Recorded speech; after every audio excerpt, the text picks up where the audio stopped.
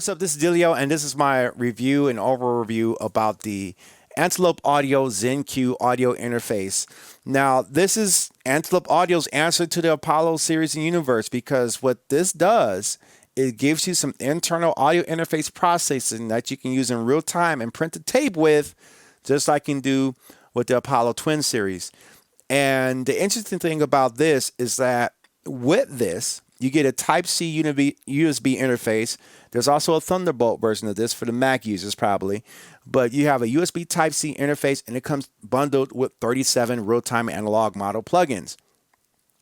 And that sort of makes me cringe, because when I got this Apollo Twin on the used market, it didn't come with 37 plugins. So right there out the back, you're getting more bang for your buck as far as plugins flexibility is concerned, because in order to have 37 plugins from Universal Audio that will run on these, you're going to be dropping a lot of money, and also you're going to be paying for licenses. I guess that's why it costs so much, because the difference between these two ecosystems, between the Antelope Audio and Apollo Twin, is that Apollo, Universal Audio, they grab the actual names of these hardware devices, the actual name and likenesses.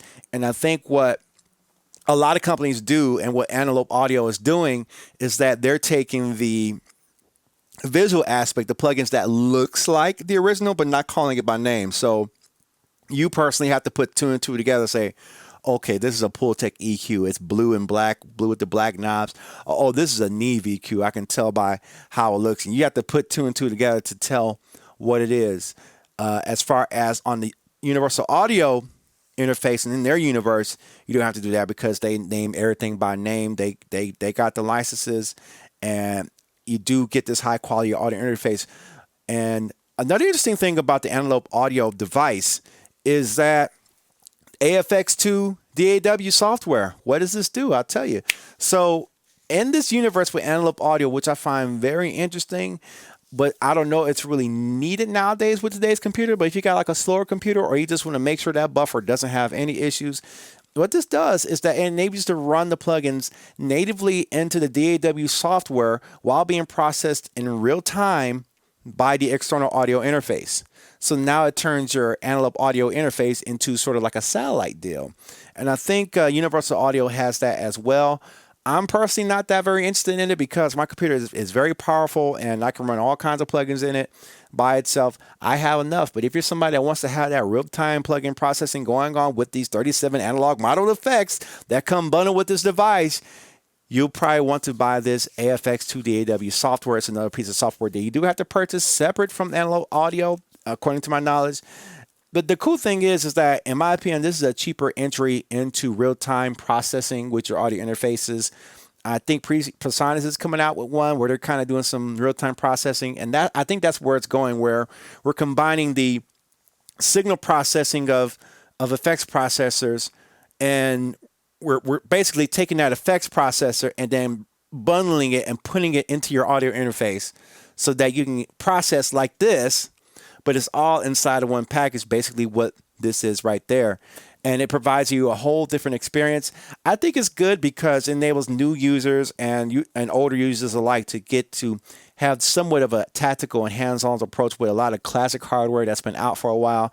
Everything's still digitized right now, and so a lot of equipment is sitting and not being used. But I really like that tactile, just that feeling. Oh yeah, I'm using the LA2A. This is going to sound great, and just knowing that because of its track record and how good it works, you can do that and work it together. Now, this audio interface has multiple ins and outs. You got an ADAT compatibility, so if you want to add another 8 channels in and outs via ADAT, you can do that. It has 2 headphones outs. Now, the updated version of the Apollo, I forget the name of it, but they have a larger format that has 2 headphones out right there. I really wish I had that. I got to get a headphone distributor so that I can start bypassing this device right there.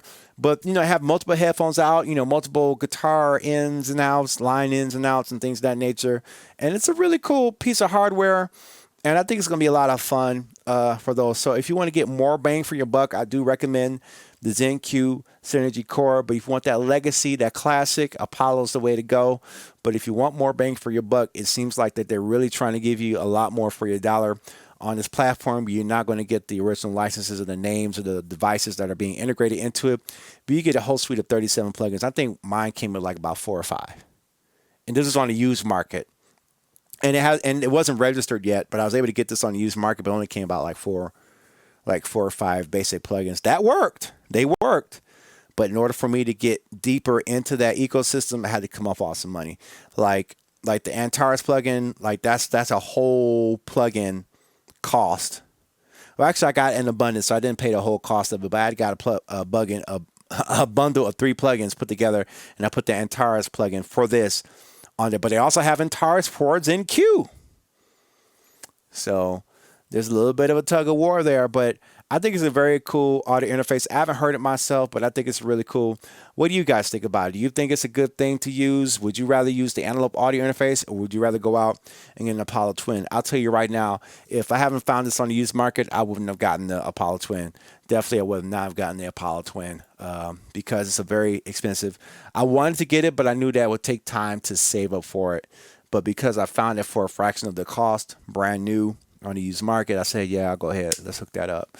And that's how we got where we're at now. So if you like this type of content, let me know. And before I go, I want you to know that I'm doing a listening party on June 29th of 2022. I'd like you to come through and play some of your tracks right there. And, we're going to have some fun. It's going to be a listening party. We're going to listen to you and what you got to do. If you got a music video and you got a track, I want to hear it.